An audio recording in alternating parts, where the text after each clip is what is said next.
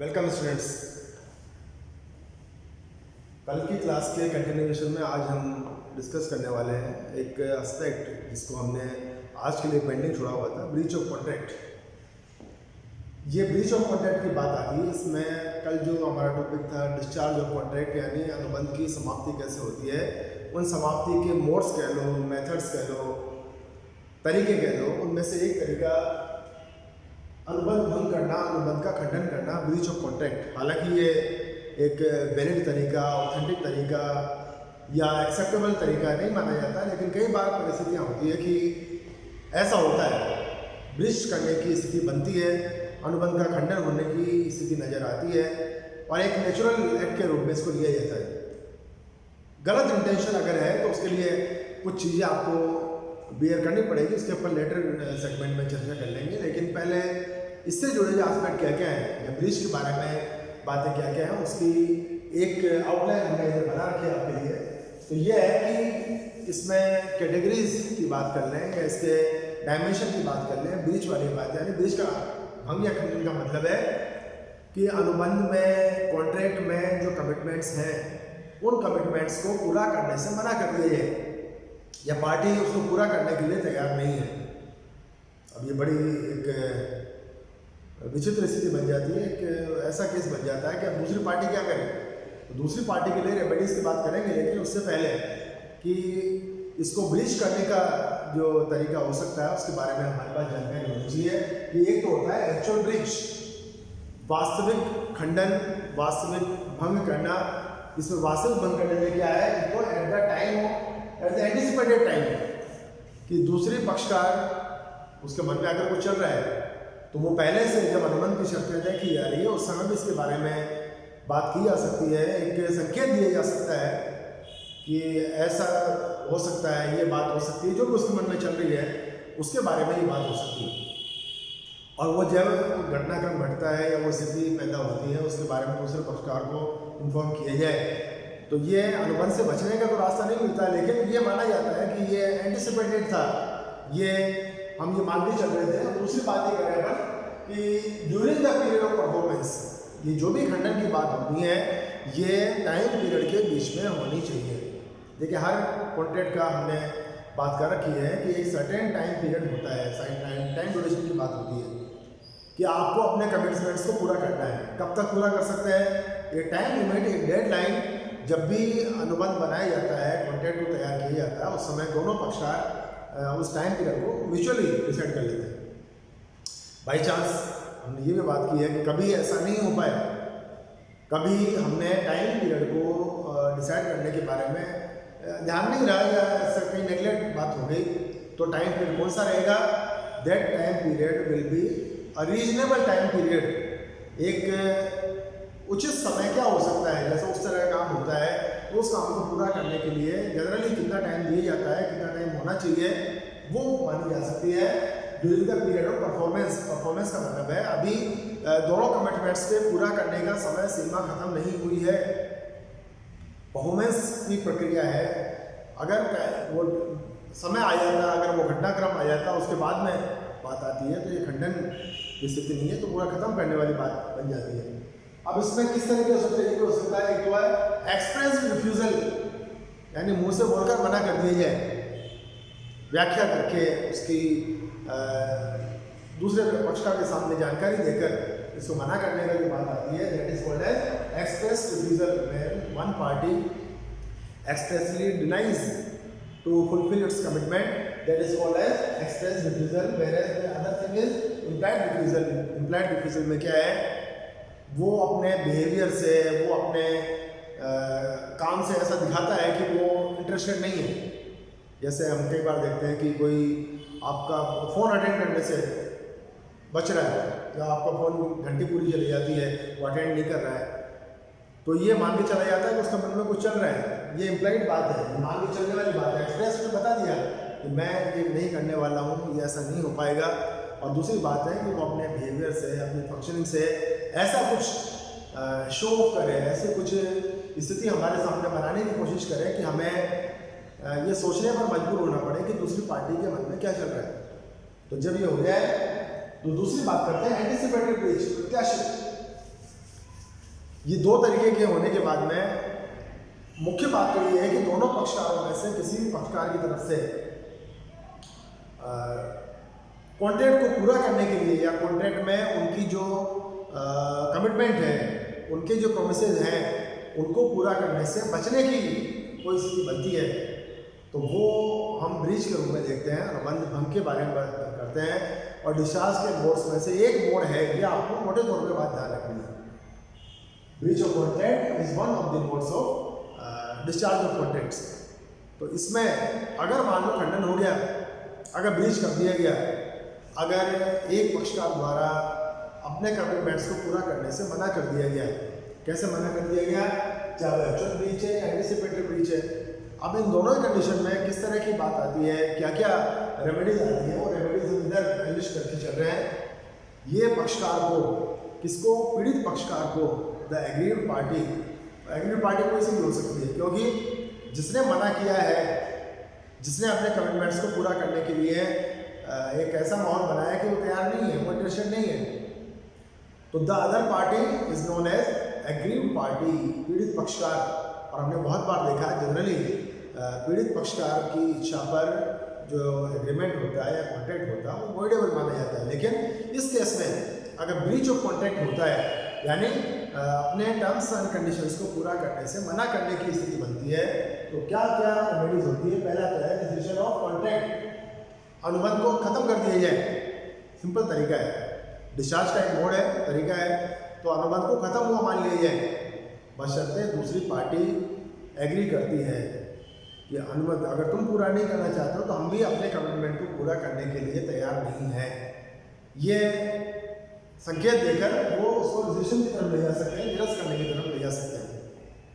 लेकिन कई बार ये होता है कि हम काफ़ी आगे आ गए, हमने काफ़ी उसमें कंट्रीब्यूशन कर दिया है, काफ़ी स्टेप्स उठा लिए हैं, बहुत कुछ किया जा चुका है, तो उस केस में फिर निरस्त करने की स्थिति नहीं बनती है। फिर हमारे और संभावनाएं हो सकती है, जैसे दूसरे पॉइंट में देखा था सूट फॉर डैमेज, हर जाने के लिए दावा करना कि आपको हानि हुई, कितनी हुई, ये फाइनेंशियल डैमेज रहा, ये हमारा मेंटल डैमेज रहा, ये एक्चुअल डैमेज रहा, ये हम एंटिसिपेटरी डैमेज रहा, अगर ये होता इससे हमको ये बेनिफिट मिल सकता था तो हमको उन लाभों से वंचित रहना पड़ा, वो भी हम इसमें क्लेम कर सकते हैं। सूट फॉर डैमेज की बात आती है, दूसरा पक्षकार निरस्त करने की बजाय या निरस्त मानते हुए भी, दोनों केस में भी हो सकता है कि वो क्लेम करे कि हमें क्षतिपूर्ति दी जाए, कंपनसेशन दिया जाए, कितना कि ये कमिटमेंट पूरा नहीं होने से हमें जितना इकोनॉमिक लॉस हुआ है वो तो करना ही है, मेंटल लॉस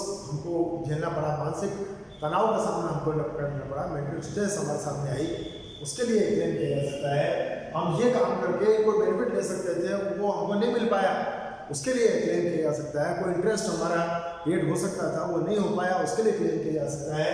ये है सूट फॉर डैमेज। फिर बात है right to claim for remuneration, क्षतिपूर्ति की मांग कर, पारिश्रमिक की मांग करना। हो सकता है कि उस एग्रीमेंट की टर्म्स एंड कंडीशंस में एक पार्टी जो काम कर रही है उसमें कंसिडरेशन के साथ साथ कुछ रेम्यूनरेशन पार्ट भी जुड़ा हुआ था और उसने एक्चुअली काम किया है, उस दिशा में उसने कुछ स्टेप्स उठाए, उस दिशा में उसने कुछ काम किया। अगर ऐसा एक्चुअली परफॉर्मेंस किया है तो वो कंपनसेशन के साथ साथ डैमेज को पूरा करवाने के साथ साथ वो रेम्यूनरेशन की मांग भी कर सकता है। ये तो करना ही था, टर्म्स एंड कंडीशन पूरा होती वो अलग बात थी, इसके अलावा जो हमने एक्चुअली काम किया है इसके बदले में, अच्छा वो जब मान लो लीगल एडवाइजर है, मान लो वो फाइनेंशियल एडवाइजर है या वो किसी रोल में है या कोई और दूसरा काम किया है, उसके बदले में अगर उसको कोई और सेपरेट रेम्यूनरेशन उस केस में हो सकता था, जो वैसा काम करने पर अगर मान लो उस पार्टी ने ऐसा नहीं किया होता और किसी और पार्टी से कराया होता तो उसको अगर हमको देने की रिक्वायरमेंट होती तो यहाँ पर नेचुरली ऑटोमेटिकली वो चीज़ बनती है। तो आप क्लेम भी करेंगे for what, for compensation, every type of compensation, each type of compensation, और साथ में रेम्यूनरेशन की डिमांड करना if you have perform something in accordance with the terms and conditions of the agreement. फिर बात आती है right to specific performance under special relief act. एक स्थिति और आप बना सकते हैं या अपने लिए एक रिलीफ की बात मान सकते हैं कि इसको स्पेसिफिक परफॉर्मेंस तक लाने के लिए आप कोर्ट की हेल्प लें। कि कंप्लीटली मना कर दिया जाए, ये बिल्कुल गलत बात होती है कि एक पक्षकार बिल्कुल मुकर जाए। तो ये भी हो सकता है कि उसका मेलाफाइड इंटेंशन था, उसका इंटेंशन तो डिसीव था, धोखा देना, कपट करना, और ये पहले बात कर चुके हैं। अगर गलती है, कपट है, मिस्टेक है, मिसरिप्रेजेंटेशन है, ये सारे के सारे फ्री कंसेंट के अगेंस्ट माने जाते हैं, फ्री कंसेंट्स के बैरियर्स माने जाते हैं। तो अगर ऐसी कोई स्थिति बनी है तो आप उसको पूरे ख़त्म करने की अनुमति न देके कोर्ट के थ्रू ये कर लें कि स्पेसिफिक परफॉर्मेंस उसका किया जाए। कि बिल्कुल मना नहीं कर सकता। जिस तरीके की स्थिति बन चुकी है, जितना टाइम हो चुका है, जितना हमारी तरफ से कंट्रीब्यूशन किया जा चुका है या जितना सेक्रीफाइस हमारी तरफ से किया जा चुका है, अब इतना तो मौका हम आपको नहीं देंगे कि आप पूरी तरह से इससे फ्री हो जाएं। लेकिन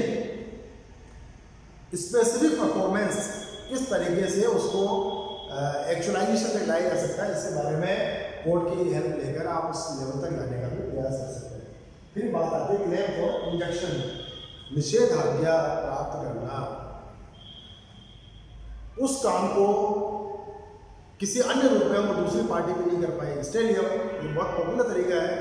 जब भी कभी कोई लॉस की स्थिति बनती है, जब भी किसी भी तरह के वादा खिलाफी की स्थिति बनती है, तो हमारे पास एक बहुत बड़ा जरिया होता है, ये कहलाता है स्टे ऑर्डर लिया है। इसका दूसरा और सिंप्लीफाइड फॉर्म कहते हैं स्टे ऑर्डर लिया हो।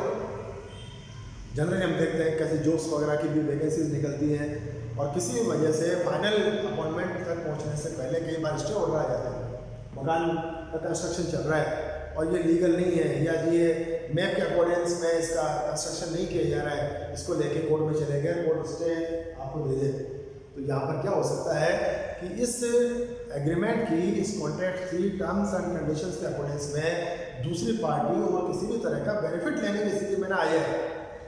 तो इसका अगर हमारे लिए नहीं तो दूसरे के लिए भी नहीं। अगर एक केस में वो दूसरी पार्टी किसी भी तरह के वादा खिलाफी की बात कर सकती है, अपने आप को रिफ्यूजल तक ले जा सकती है, तो दूसरी पार्टी के साथ भी ऐसा करने की स्थिति बन सकती है। तो आप क्या करें कि उस तरह के काम को रुकवा दें। दूसरी पार्टी हमारे साथ नहीं तो कहीं भी नहीं कर पाए। या जैसा इसमें पिछले केस से बात की जो हमने स्पेसिफिक परफॉर्मेंस की बात आती है, उस रेंज में लाने की इसको कोशिश की जा सकती है। और एक बात आती है राइट टू ओपन प्रोक्लेमेशन, घोषणा पत्र, जो उसके रिसेशन के बारे में हो सकता है, जो उसके स्पेसिफिक परफॉर्मेंस के बारे में हो सकता है, या आप ऑफिशियली कोर्ट से ये प्रोक्लेमेशन प्राप्त कर लें, जिससे कि आपको एक लीगल या वैलिड तरीका मिल जाता है कि उसको आप एग्रीड पार्टी के रूप में अपने किसी भी आपका जो राइट हो सकता था, आपकी जो केस में पॉजिटिव करने की संभावना हो सकती थी, उसके बारे में ये डिक्लेरेशन या ये आपका जो सर्टिफिकेशन है, ये आपकी हेल्प करेगा। तो ये हमारे पास ब्रीच ऑफ कॉन्ट्रैक्ट। देखो हम भी बात कर रहे हैं कि ये डिस्चार्ज करने का एक मोड है, मीडियम है या तरीका है, लेकिन गलत तरीका है। गलत है ब्रीच का यानी शर्तों को भंग करना, या हम और मॉडिफाइड कर लें या सिंपल भाषा में बात कर लें, वादा तोड़ना, प्रॉमिस को तोड़ना, काम पूरा नहीं करने की स्थिति बनाना। तो ये अच्छी बातें नहीं होती है। किसी भी तरह की बात करें, आपको फ्रेंड से में बात कर लें, फ्रेंड ने हमको चाय पिलाने का मान लो प्रॉमिस किया और चाय पिलाने से मना कर दिया, अच्छी बात नहीं है। या कोई पार्टी देने का प्रॉमिस किया और पार्टी देने से मना कर दे, दिल टूटता ना। तो ऐसे में क्या करें, ये चीज़ें तो नहीं कर पाएंगे। जहाँ सोशल रिलेशंस की बात होती है, जहाँ फैमिली रिलेशंस की बात होती है, वहाँ हम इन तरीकों को तो काम में नहीं ले सकते। लेकिन फिर भी एक बात होती है कि उस पार्टी के साथ हमारा मन खट्टा हो जाता है। अब उसके साथ आगे हम किसी भी तरह का एग्रीमेंट करें, किसी भी तरह की उसकी बातों में आए, इस बात की संभावना खत्म हो जाती है। तो ये स्थिति नहीं बने, क्योंकि बिजनेस सेक्टर में जो भी डीलिंग बनती है या जितने भी तरह के कॉन्ट्रैक्ट बनते हैं, उसका पर्पज हमने हमेशा बात की है, लॉफुल पर्पज होता है। एक यानी इसको कानूनी तरीके से वैधानिक उद्देश्यों के साथ हम चीज़ों को जोड़ने की कोशिश करते हैं। अब उसमें किसी भी तरह का ब्रेकअप करना, उसमें किसी भी तरह की वादा खिलाफी करना, ये अच्छी बात नहीं है। लेकिन फिर भी होता है, प्रैक्टिस ऐसी है, कई लोगों की मेंटलिटी ऐसी होती है कि वो इंटेंशनली या अनइंटेंशनली ऐसा कर जाता है। अगर हुआ है तो दूसरे पक्षकार के पास क्या क्या रेमेडीज है, वो ये चीज़ें आपको ध्यान में होनी चाहिए। और इसके आधार पर अपने आप को भी मेंटली प्रिपेयर करें कि आपके एंड पर आपके तरफ से कभी भी ब्रिज जैसी स्थिति नहीं बननी चाहिए। खाली कॉन्ट्रैक्ट की बात नहीं है, जीवन के किसी भी फील्ड में हम डिफॉल्टर माने जाएं या हमारे ऊपर किसी भी तरह का ब्लेम लगे, ये स्थिति बनने ही मत दो। और फेयर तरीक़ों से, फेयर कंडक्ट है, फेयर बिहेवियर है, फेयर रिलेशनशिप है, इन चीज़ों के साथ हमको हमेशा आगे बढ़ना चाहिए। तो ये है लगभग एक टॉपिक और बचता है हमारा इस कॉन्ट्रैक्ट एक्ट के बारे में, उसके बारे में बात करके फिर इसको जो अदर एक्ट्स हैं उसके बारे में हम चर्चा चालू करेंगे। लेकिन फिर आप हमारे फिर बात कर रहे हैं जो कंटेंट्स आपको वीडियो के माध्यम से दिए जा रहे हैं, इसको लगातार आप डेली प्रैक्टिस में रखें कि इसको चाहे नोट्स बनाने के बारे में या इसका किसी भी तरीके से आपको लर्निंग मोड में कैसे ला सकते हैं वो करने की आप लगातार कोशिश करते रहें। और कभी भी चैलेंज आता है तो व्हाट्सएप ग्रुप में जिस नंबर से आपको मेरे वीडियो मिल रहे हैं वो मेरा पर्सनल नंबर है। आप कभी भी पर्सनल मैसेज ग्रुप में करने से बचें, पर्सनल मैसेज भेजकर आपकी जो भी क्वेरीज हैं उसका समाधान करवा सकते हैं। तो आपकी लर्निंग अच्छी दिशा में बढ़े। आप लगातार जो आपकी चाहे याद करने की कैपेसिटी है, चाहे आपको एग्जामिनेशन पॉइंट ऑफ व्यू से उसको मेमोराइजिंग वैल्यू की बात कर रहे हैं, वो सारी चीज़ें आपके लिए पॉजिटिव रही है। इन्हीं शुभकामनाओं के साथ एक बात कर सकते हैं।